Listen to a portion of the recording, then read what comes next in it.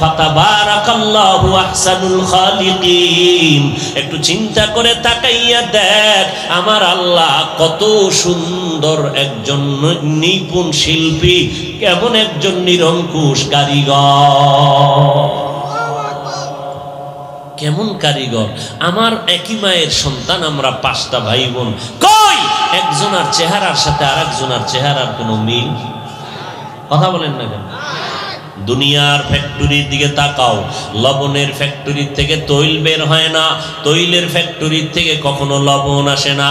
আর আম্মাজান এমন এক ফ্যাক্টরি, আল্লাহ একই ফ্যাক্টরি থেকে ছেলেও পাঠাইলেন, মেয়েও পাঠাইলেন। ক্ষমতা কার? না তোমার পীর বাবার? কার ক্ষমতা? লিল্লাহি মুলকুস সামাওয়াতি ওয়াল আরদ ইয়াখলুকু মা ইয়াশা ইয়াহাবু লিমান ইয়াশাউ ইনাসা ওয়া ইয়াহাবু লিমান ইয়াশাউ যুকুর আও ইউযাওবিজুহুম যুকরানা ওয়া ইনাসা ওয়া ইয়াজআলু মান ইয়াশাউ আকিমা ইন্নাহু আলিমুন কাদির।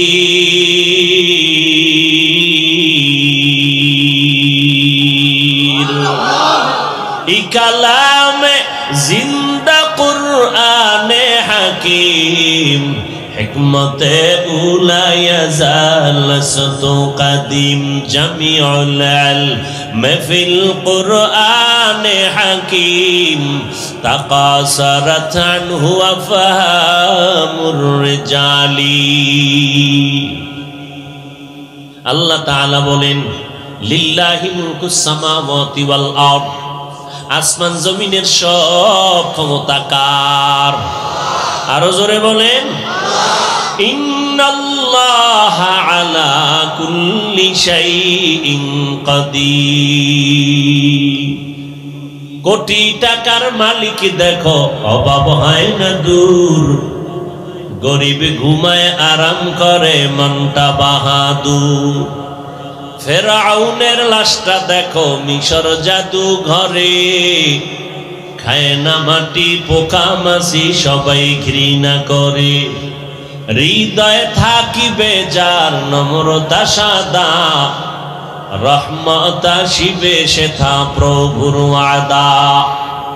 বড়র বাড়াই থাকলে দিলে রহমত আসবে না, নিজেকে নিজে ছোট মনে করিও সাদা। উঁচু জমিন থেকে পানি নিচু জমিনে যায়, তেমনি খোদার রহমত আসে নম্রতার হৃদয়। ভোগবিলাসের বাড়ি গাড়ি পরে রবে সব, ভোগবিলাসের বাড়ি গাড়ি পরে রবে সব। থাকতে সময় স্মরণ করো আল্লাহ আমার রব, থাকতে সময় স্মরণ করো আল্লাহ আমার রব। কে আমার রব? আরো জোরে বলো আমার আল্লাহর মতো আরো একজন আসেনি? আল্লাহ কয়জন? কোন দিক থেকে এক? সব দিক থেকে। কেমন এক? যার কোনো দুই নাই। কেমন এক? যার কোনো তুলনা, তুলনা দিলেই শিরিক, তুলনা দিলেই। আল্লাহর জাতের মতো কারো জাত নাই। আল্লাহর গুণের যে মালিক তিনি এককভাবে গুণের মালিক, আর কেউ নাই। যদি কয় আল্লাহর একটা গুণ আছে, এই গুণটা আঙ্গ পীরের মধ্যেও আছে, বোঝা গেল আল্লাহর গুণের মধ্যে আর একজন ঢুকলো, আল্লাহরে দুর্বল বানাইয়া দিল। আল্লাহকে দুর্বল বানানোর কোনো চিন্তা করার নাম শিরিক। যারা করবে তাদের নাম মুশরিক। মুশরিকদের জন্য আল্লাহর কোরআন বলে জান্নাত হারাম। ওয়ামাই ইউশরিক বিল্লাহ ফাকাদ হারামাল্লাহু আলাইহিল জান্নাহ। যারা শিরিক করবে তাদের জন্য জান্নাত হারাম। এর এলাকার মুসলমানের যুবক, আল্লাহ বলেন সব ক্ষমতার মালিক আমি আল্লাহ। লিল্লাহি মুলকুস সামাওয়াতি ওয়াল আরদ, ইয়াহাবু লিমান ইয়াশাউ ইনাসান ওয়া ইয়াহাবু লিমান ইয়াশাউ যুকুর। আমি কাউকে চাইলে ছেলে দেই, কাউকে চাইলে মেয়ে দেই, কাউকে চাইলে দোনোটা দেই, কাউকে চাইলে কোনোটাই। ইন্নাহু আলিমুন কাদির। সব ক্ষমতা কার? আল্লাহ। আমার আল্লাহর ক্ষমতার সাথে কারো তুলনা নেই। আল্লাহ মহামারী করোনা দিয়া দেখায় দিলেন। যারা চেয়ারে বৈশা নিজেদেরকে মনে মনে ভাবতো আমরা ছোট খোদা, কোরআনের কথা মানে না, হাদিস মানে না, হুজুর মানে না, ইমাম মানে না, কোরআন লাগবে না, হাদিস লাগবে না, আমি সর্বে সর্বা, আমি যা বলবো তাই, আমার ক্ষমতার কোনো কমতি নাই।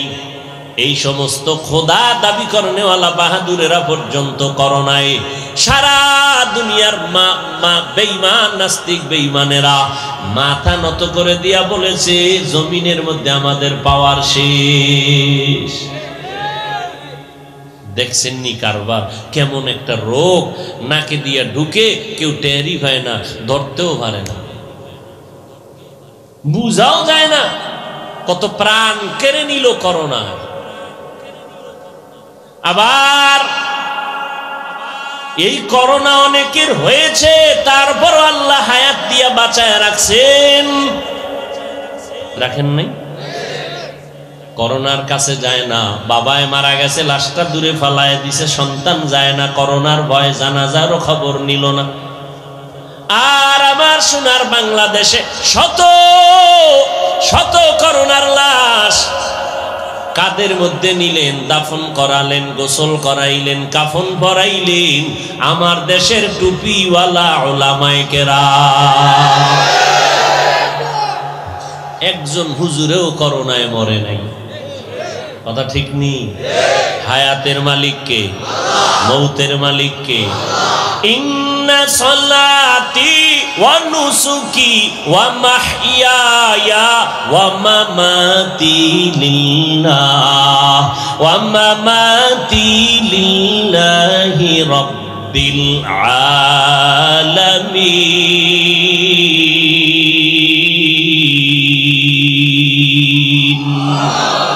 रंगे तक़वा रंगे सिद्दक़ो रंगे दीता अबद बाकी बुअद बर आबिदी।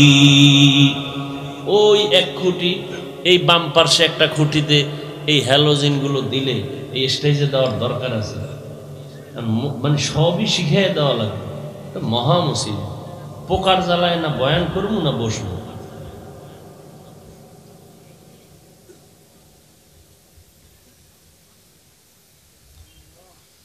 আল্লাহ, ইব্রাহিম নবী দোয়া করলেন, আল্লাহ আমার নামাজ, আমার কোরবানি, আমার বেঁচে থাকা, আমার মরে যাওয়া কার জন্য? কার জন্য? ব্যাস। করোনায় আমাদের মারবে কোনো গ্যারান্টি? মাস্কের উপরে মাস্ক, ট্রিপল মাস্ক, বাঁচতে পারছে কি? ঢাকার শহরে টাকার বালিশ বানাইয়া ঘুমাইতো যমুনা গ্রুপের মালিক, করোনায় আক্রান্ত হইয়া মরিয়া গেল। আক্রান্ত রোগী হইয়া বলে, কত কোটি হাজার কোটি টাকা চাও, স্পেশাল ফ্লাইটে আমাকে সিঙ্গাপুরে নাও, ডাক্তারের আমারে করোনার থেকে বাঁচাও। আল্লাহ কয়, দুনিয়ার টাকায় বাঁচায় না, ক্ষমতায় বাঁচায় না, বাঁচানেওয়ালাও আমি আল্লাহ, মারণেরও মালিক আমি আল্লাহ। ভাইরা আমার, আল্লাহ পাক রব্বুল আলামিন বলেন, আমি তোমাকে মাটির থেকে বানাইছি, এটাই আমার আসল কথা, এটাই সিদ্ধান্ত, চূড়ান্ত সিদ্ধান্ত। এখানে কারো কোনো আওয়াজ নাই। প্রশ্ন থাকবে হাফিজ ভাই, সুন্দরভাবে বুঝতে পারলাম মানুষ মাটির সৃষ্টি, জমাট রক্তর থেকে সৃষ্টির জবাবটা কি পাইলাম? জবাব দিলাম, নাপাক পানিটাকেই রক্ত দ্বারা আল্লাহ পাক পরিণত করাইয়া সেখান থেকে মানুষ বানাইলেন। এদিক থেকে ইঙ্গিত করলেন মানুষ তুমি নাপাক রক্ত থেকে সৃষ্টি, জমাট রক্ত, আর রক্তটাই হলো আমাদের শরীরের তাজা রাখার জীবিকা চালনের জন্য এক মেশিন হলো রক্ত। রক্ত চলাচল বন্ধ, মানুষ শেষ। কথা ঠিক না? তাহলে আমাদের যত উপাদান আছে সৃষ্টির মধ্যে রক্ত একটা উল্লেখযোগ্য। এজন্য আল্লাহ বলছেন তোমাকে সৃষ্টি করেছি জমাট রক্ত থেকে। আল্লামাল ইনসানা, আরে খলাকাল ইনসানা মিন আলাক। আচ্ছা, নাপাক পানির থেকেই যদি সৃষ্টি হয় তো মাটির সৃষ্টির কথা রইল কই? বলে এক নাম্বার তার জবাব হলো নাপাক পানিটা এটা একটা ভিটামিন থেকে তৈরি হয়। ভিটামিন তৈরি হয় খাদ্য থেকে, সমস্ত খাদ্য তৈরি হয় মাটির থেকে। হইল নি? আর এক জবাব, নাপাক পানিটাকে যখন আল্লাহ মায়ের বাচ্চা দানির মধ্যে দেন, ও ফেরেশতাটাকে মন্থন করো, শোধন করতে থাকো। এর মধ্যে আল্লাহ এটা অর্ডার দেন, নবী হাদিসে বলেন যাও এই মানুষটা যেদিন দুনিয়াতে আসবে একদিন মরবে, কবর থেকে এক চিমটি মাটি আইনা নাপাক পানির সাথে লাগায়া দাও, নাপাক পানির মধ্যে লাগাও। এখন কবর কই? আমি কবে হব, কবে মরব, আমার কবর কোথায় হবে? কবর হবে নাকি হবে না কে জানে? বলেন বলেন। কোন পিশাব? আমার নবী জানেন? যদি কয় আল্লাহ জানেন, এটা নবীও জানেন, তাহলে আল্লাহর সাথে নবীরে তুলনা করা হইল নি? তুলনা করার নাম শিরক। আমাকে বলেন তো আল্লাহ কয়জন? তিনি মাখলুক না খালেক? বাকি যা আছে সব কি? বলেন সব কি? আমগো নবী, আমার আল্লাহ তো আল্লাহ, বাকি সব গায়রুল্লাহ। আমার আল্লাহ তো স্রষ্টা, বাকি সব সৃষ্টি। কথা ঠিক? সমস্ত মাখলুকাতের মধ্যে একমাত্র সৃষ্টির শ্রেষ্ঠ হলো মাটির সৃষ্টি মানুষ। বলেন কি সৃষ্টি? মাটির সৃষ্টি মানুষ। ওই এক চিমটি মাটি এনে দিলেন নাপাক পানির সাথে। প্রশ্নকারীরা প্রশ্ন করবেন, হাফিজ ভাই আগুনের মধ্যে যারা পুড়িয়া গেল এদের লাশ নাই, অস্তিত্ব নাই, কবর নাই, মাটি নেই গো, মাটি নাপাক পানির মধ্যে কেমনে দিবে? কোথায়? এদের তো কবরই নাই, লাশের অস্তিত্বই নাই। চাঁদপুর মোহনার ভিতরে কত লঞ্চ ডুবে, কত মানুষ মারিয়া গেল, যায় নাই? লাশ নাই, পচে গলে সব শেষ হয়ে গেল। এদের তো কবর নাই, এদের মাটিটা কোনখান থেকে আইনা নাপাক পানির সাথে লাগাইলো? মুফাসসিরিনে কেরাম বলেন প্রত্যেকটা মানুষের শরীরের মধ্যে যে মেরুদণ্ড আছে, মেরুদণ্ড আসেনি? কোথায়? পেটের লগে না পিঠে? সোজা যে হাড় মেরুদণ্ড, এই মেরুদণ্ডের একেবারে নিচে একটা গোড়া আছে মার্বেলের মতো গোল। মানুষ যদি পুড়িয়াও ফালায় ওই গোড়া নষ্ট হয় না, ওই গোড়া আগুনে পড়লেও নষ্ট হবে না, পানিতেও নষ্ট হবে না। আজ না কাল ওটা কোনো না কোনো সময় মাটির সাথে গিয়া মিশবে, ওটাই হবে তখন তার কবর। ওখান থেকে আল্লাহর অর্ডারে মাটি নিয়ে আসে, কেউ জানে না, আমার আল্লাহ জানেননি। আমার আল্লাহ সব গাইবের খবর জানেন। এই গাইবের মালিক আর কেউ না। আল্লাহ যেই গায়েব জানেন, এই গায়েব আর কেউ জানে না। যদি কেউ বলে আরো একজনে জানে, তুলনা করলো, কি করলো? শিরিক। শিরিক করলে সে হয় মুশরিক। মুশরিকদের জন্য জান্নাত হারাম। কথা বুঝাইতে পারছি? কিলাকিলির নাই, সহজ কথায় ওয়াজ। আল্লাহ এক, তার সাথে কোনো তুলনা। যদি তুলনা দেন তাহলে আল্লাহর ক্ষমতাকে দুর্বল বানায় দিলেন, যে আল্লাহ একা স্বয়ং সম্পূর্ণ না, এর সাথে আরো একজন আছে। এর নাম শিরিক। শিরিক করলে জান্নাত হারাম, স্পষ্ট কোরআনের আয়াত। আমান ইউশরিক বিল্লাহ ফাকাদ হারামাল্লাহু আলাইহিল জান্নাহ। কিয়ামতের দিন শিরিক যুক্ত আমলকে আল্লাহ ওজনই দিবেন না। যাও জাহান্নামে যাও। ফালা নুকিমু লাহুম ইয়াউমাল কিয়ামাতি ওয়াজনা। ভাইরা আমার, আল্লাহ মাটির থেকে সৃষ্টি করেছেন। আল্লাহ বলেন ও মাটির সৃষ্টি আদম, তোমাকে শ্রেষ্ঠত্ব দান করলাম। এবার আমাকে জবাব দেন একটু, মানুষ কিসের সৃষ্টি? এই ভাই একটু বলেন না। ফেরেশতারা কিসের সৃষ্টি? কি? নূরের। জিন শয়তান আগুনের। আগুনের সৃষ্টি জিনেরা শ্রেষ্ঠ বলেন? নূরের সৃষ্টি ফেরেশতারা শ্রেষ্ঠ? এবার আপনারাই জবাব দেন কারা শ্রেষ্ঠ? শুধু মানুষ বলবেন না, সৃষ্টির ধাতু বলেন, পদার্থের কথা বলেন।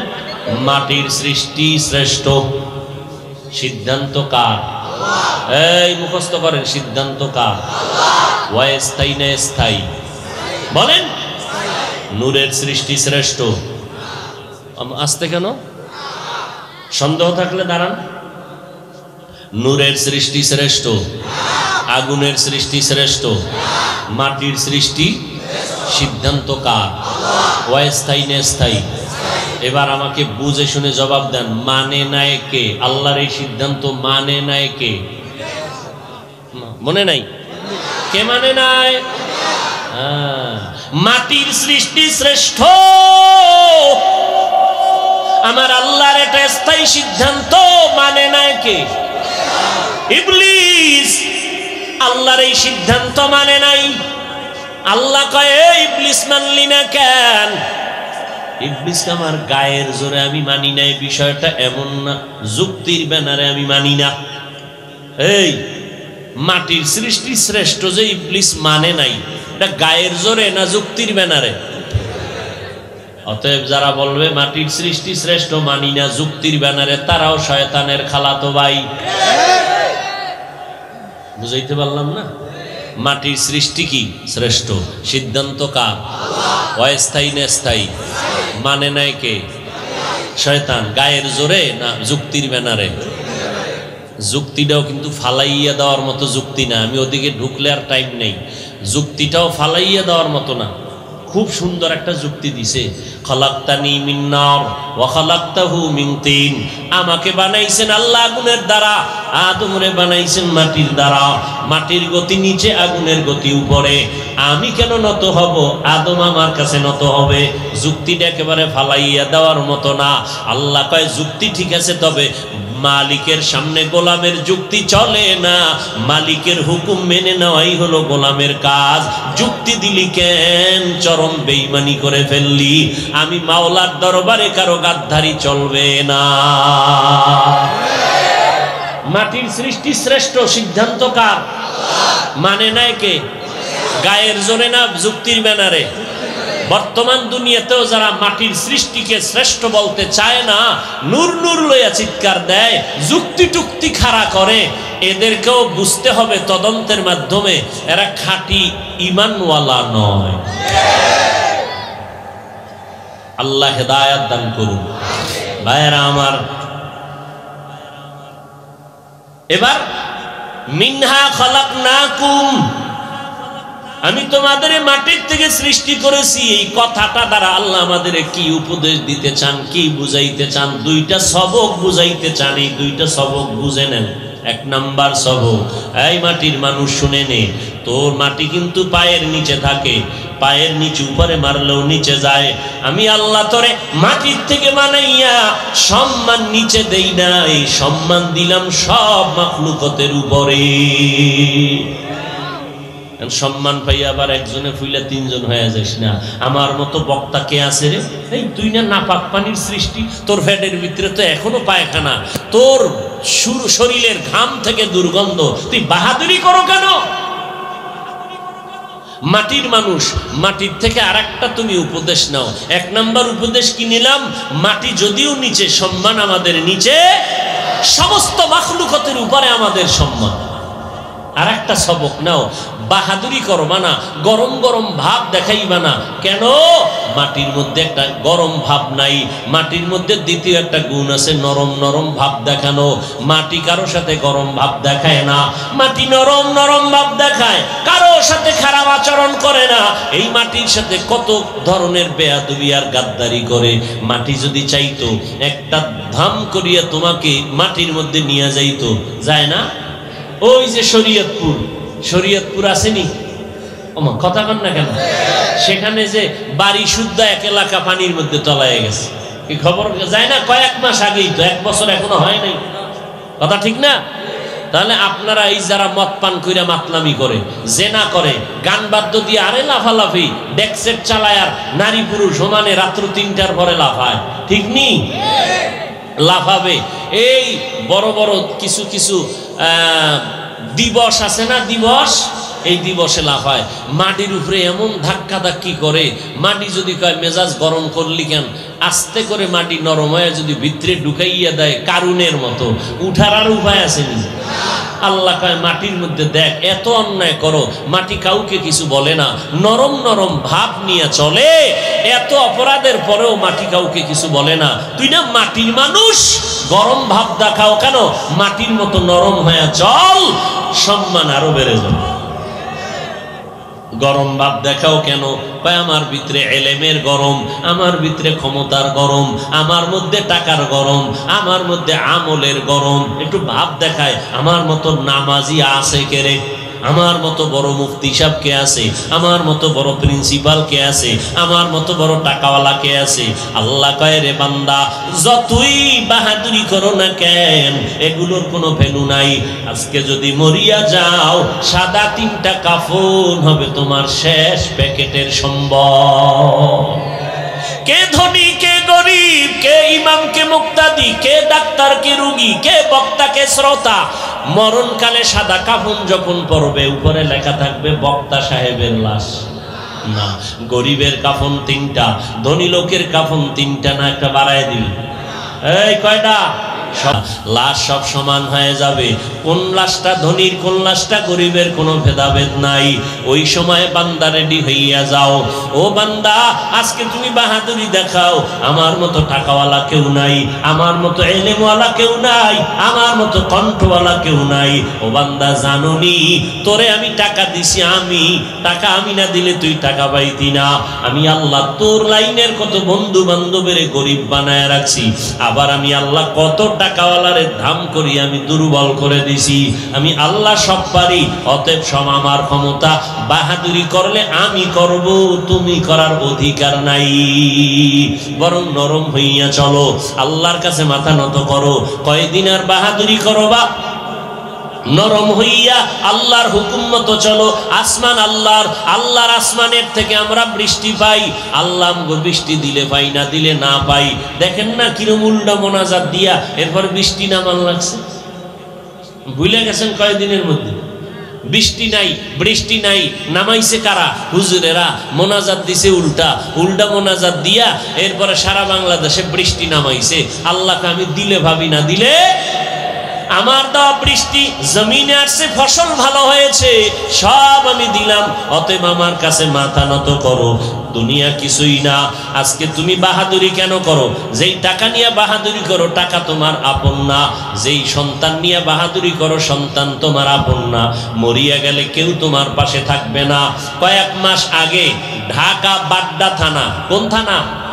ঢাকা বাড্ডা থানায় এক বড় লোক মরিয়া গেছে, 2টা বড় বড় শিক্ষিত সন্তান রাইখা গেল। ওই 2 সন্তানে সারাটা দিন বাবার রেখে যাওয়া টাকা পয়সা নিয়ে ঝগড়া করলো বন্টনের জন্য। বাবার লাশটা রাস্তায় পড়িয়া রইল 24 ঘন্টা। দাফনের চিন্তা কোনো সন্তান করে নাই। টাকা ভাগাভাগি নিয়ে ঝগড়া সারাদিন রাত। এই বাড্ডা থানার কয়েক মাস আগের ঘটনা। 24 ঘন্টা খালি ঝগড়াই করছে বাবার সম্পদ ভাগ বটোয়ারা নিয়ে। বাবার লাশটা যে দাফন লাগবে নিয়ে কোনো চিন্তাই নেই। কেমন কুলাঙ্গার সন্তান! এজন্যই তো বলি, ও পর্দার আড়ালের আম্মা জানেরা, আসেনি? এরে আম্মা জান, আপনারা তো সমস্ত আদর্শ সন্তানের মা, হাফেজে কোরআনের মা, সাহাবায়ে কেরামদের মায়ের মতো মা, আম্বিয়ায়ে কেরামদের মায়ের মতো মা, আয়েশা রাদিয়াল্লাহু আনহার মতো নারী, ফাতেমা রাদিয়াল্লাহু আনহার মতো নারী, খাদিজা রাদিয়াল্লাহু আনহার মতো নারী। এরে আম্মা জান, কত মানুষ বিয়ে করছে, সন্তান পায় না, কত দোয়া, কত তাবিজ, কত পানি ভরা। আল্লাহ আপনাকে সন্তান দান করেছেন, আপনি মরিয়া গেলে কেউ জিজ্ঞাসাও করবে না কোন মহিলা মারা গেল। তবে একটা ভালো সন্তান যদি রেখে যান, সন্তানের ব্যবহার পাইয়া মানুষ দোয়া করবে, ওই দোয়ার অংশ আপনি মাও কবরে পাইতে থাকবেন। এরে আম্মা জান, এই দুনিয়াতে যত ভালো ভালো সন্তান সব হলো মায়ের অবদানের কারণে, মায়ের আদর্শ ভালো, আখলাক ভালো, এই কারণে সন্তান ভালো। মনটা কি চায় না একটা ভালো সন্তানের মা হইয়া কবরে যাবেন? সন্তানকে ডাক্তার বানাবেন, ইঞ্জিনিয়ার বানাবেন, প্রফেসর বানাবেন, বাধা নাই, তবে আদর্শওয়ালা বানায় যাবেন, বেয়াদব বানাবেন না। মুরব্বীদের সাথে যেন কখনো খারাপ আচরণ না করে, ওলামায়ে কেরামের সাথে যেন বেয়াদবিমূলক আচরণ না করে। সব সময় যেন তার আদর্শ, তার ব্যবহারে আলেম ওলামারা খুশি হইয়া দোয়া করে, এলাকার মুরব্বীরা দোয়া করে। এমন সন্তান যদি ডাক্তার বানায় যান, আপনার জীবনটা দোয়ার জন্য রাস্তা ওপেন হয়ে যাবে। এমন একটা আদর্শ সন্তান যদি ইঞ্জিনিয়ার বানায় যান, কবরে গিয়ে আপনি দোয়া পাইতেই থাকবেন। এমন একটা সন্তানকে যদি আদর্শ প্রফেসর বানায় যান, আপনার কবরটা জান্নাতের বাগান হওয়ার জন্য রাস্তা ওপেন হয়ে যাবে। ও মা, আপনার বেশি সময় দেওয়া দরকার। সন্তানেরা বাবার তুলনায় মায়ের কাছে থাকে বেশি, মাকে ফলো করে বেশি, ওর জন্যই তো মায়ের অবদান বেশি। নবীও বলেন দুনিয়ার নারীদের এত সম্মান, নারীরা হলো সারা দুনিয়ার মধ্যে শ্রেষ্ঠ সম্পদ, এই নারীদের মতো শ্রেষ্ঠ আর কোনো সম্পদ নাই। এই জন্য আল্লাহর নবী বলেন, ও দুনিয়ার নারীরা, পুরুষের তুলনায় আপনাদের মর্যাদা অনেক বেশি আল্লাহ দিয়েছেন। অতএব আপনি স্বামীর মাল হেফাজত করবেন, স্বামীর দোয়া নেওয়ার চেষ্টা করবেন। যে স্বামীটার একটু পরিশ্রম আর কষ্টের কামাই রুজি আপনি আরামে বসে খাচ্ছেন, ওই স্বামী কি পরিমাণ নদীর মধ্যে গিয়া কষ্ট করে, বাহিরে কষ্ট করে, এগুলো যদি আপনি চিন্তা করতেন, কোন মহিলা স্বামীর সাথে খারাপ আচরণ করতে পারত না। এই জন্যই তো হাদিস শরীফে আছে, আল্লাহ যদি কাউকে সেজদা করার আদেশ দিতেন, আল্লাহ ব্যতীত অন্য কাউকে, নারীদেরকে বলতেন স্বামীর কদমে সেজদা দাও। সেজদা দেওয়া যেহেতু জায়েজ নাই, এ কারণে আল্লাহ অর্ডার দেন নাই। এই কথার দ্বারা নারীদের মর্যাদা বুঝাইলেন। আবার নারীরা খবরদার, আল্লাহ যে সম্মান দিছেন, এই সম্মান নিয়ে অহংকারী করবা না। স্বামীর যতটুকু প্রাপ্যতা দিতে হবে। স্বামী সব বাড়ি ঘর, টাকা পয়সা সব কিছু স্ত্রীর হাতে রাইখা বাড়ির থেকে বিদেশ চলে যায়, ব্যবসায় যায়, সপ্তাহে সপ্তাহ আসে না, চিন্তা করে আমার সন্তান আমার স্ত্রীর হাতে আমানত, আমার ঘামের টাকা পয়সা আমার স্ত্রীর হাতে আমানত, আমার স্ত্রী সব রক্ষা করবে। ও মা, আপনি স্বামীর মাল হেফাজত করবেন, গুনার কাজে ব্যয় করবেন না। স্বামীও হালাল টাকা আপনাকে দিবে, আপনার ঘরটা ফুলের বাগান হবে, সন্তানগুলো জগৎ বিখ্যাত আদর্শ সন্তান হবে, আপনাদের দুনিয়াও সুনামে ভরে যাবে, আখেরাতের ময়দানও সুনাম অর্জন হবে। অতএব মা, এখন থেকেই তৈরি হইয়া যান, দুনিয়া কিছুই না রে আম্মা জান। ও যুবক, ওই মা বাবার দোয়া নিয়ে সামনে আগাও। মায়ের দোয়া ছাড়া তুমি পরীক্ষায় ভালো নাম্বার পাইবা না। মা বাবার চোখের পানি দোয়া ছাড়াই চেয়ারে বসা যাবে না, সম্মানের চেয়ার পাওয়া যাবে না। মা বাবার দোয়া, চোখের পানির কারণে আজকে সম্মান, আজকে চেয়ার, আজকে কত সম্মান আল্লাহ দিছেন, টাকা পয়সার মালিক বানাইছেন। ওই মা বাবার দোয়া নিয়ে চলার চেষ্টা করো রে সন্তান। বেয়াদবি করবা, দুনিয়ার জিন্দেগি বরবাদ হয়ে যাবে। ও মাটির মানুষ, মাটির মতো নরম হইয়া চলো, গরম ভাব দেখাইও না। আমার নবীর মতো বড় যোগ্যতা পূর্ণ তো আর কেউ নাই, হবেও না। সাহাবায়ে কেরামের মতো বড় যোগ্যতা সম্পূর্ণ, আখলাকওয়ালা, আদর্শওয়ালা, ইলমওয়ালা, আমলওয়ালা, তাকওয়াওয়ালা, কান্নাওয়ালা, ইবাদত করনেওয়ালা, তাহাজ্জুদ পড়নেওয়ালা আর জমিনে কেউ আসবে না। অথচ এত ইবাদত করিয়া ব্যবসা বাণিজ্য করেছেন, টাকারও অভাব ছিল না, কিন্তু কোনোদিন বাহাদুরি করে নাই, বরং জান্নাতের টিকিট পাইয়া মরণ পর্যন্ত শুধু কান্না করেছেন, আল্লাহ আপনার আদালতে কেমনে দাঁড়াবো। আবু বকর কান্না করলেন, ওমর কান্না করলেন, কবরে কি উপায় হবে। ওসমান রাদিয়াল্লাহু আনহু কাঁদলেন, কবরে কি জবাব দিব। সাহাবায়ে কেরাম কান্না করলেন। এমন কি আম্মা জানেরা, ভালো করে শুনেন, আমাদের নবীর স্ত্রী আম্মা জান আয়েশা রাদিয়াল্লাহু আনহা বলেন, একদিন দেখি মায়ার নবী আমার রুমের মধ্যে বসে বসে গুনগুন করে কান্না করে। আমি ভয় পেয়ে গেলাম, কোনো বেয়াদবি হইল নাকি আমার। নবীকে প্রশ্ন করা মাত্র বলে, আয়েশা তুমি কোনো বেয়াদবি করো নাই, কান্না কেন করেন? আল্লাহর নবী বলেন, হাসরের ময়দানে ভয়ঙ্কর হালাতের কথা মনে পড়েছে, জন্য কান্না করি। কেমন ভয়ঙ্কর হালাত! নারী আর পুরুষ সবাই হাসরের ময়দানে উলঙ্গ দাঁড়াইতে হবে। ওদিকে সূর্যটা মাথার উপরে নেমে আসবে, সূর্যের গরম, জমিনটা তামা হয়ে যাবে। ওই জাহান্নামের আওয়াজ আমার আল্লাহ পাক রাগান্বিত আওয়াজ দিবেন। নবীদের কোনো গুনাহ নাই, তারা পর্যন্ত নাফসি নাফসি বলে কান্না করবেন।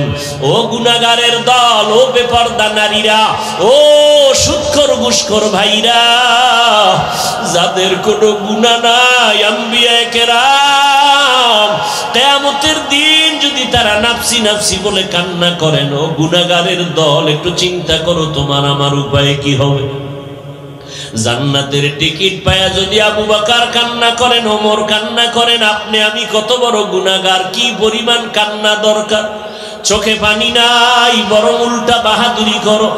ওই নবীরা নাফসি নাফসি বলে কাঁদবেন, কেমন ভয়ঙ্কর অবস্থা হওয়ার কারণে তাদের কান্না শুরু হয়ে যাবে। এখনো সময় আছে, চোখের পানি ছেড়ে ক্ষমা চাও, জাহান্নামের কথা স্মরণ করে আল্লাহকে মাপ চাও। আল্লাহকে বলো, ও দয়ার মালিক, শয়তানের ধোকায় পড়ে গুনাহ কম করি নাই, আজকে থেকে রেডি হয়ে গেলাম, আর নামাজ ছাড়বো না, বেপরদায় চলবো না, দাড়ি আর কাটবো না, নবীর কলিজায় আঘাত দিব না রে আল্লাহ। আজকে থেকে তৈরি হয়ে গেলাম, 5 ওয়াক্ত নামাজ পড়বো, মা বাবার দোয়া নিয়ে চলবো, পরামর্শ নিয়ে চলবো, বিরোধিতা করে গুনাহগার হব না।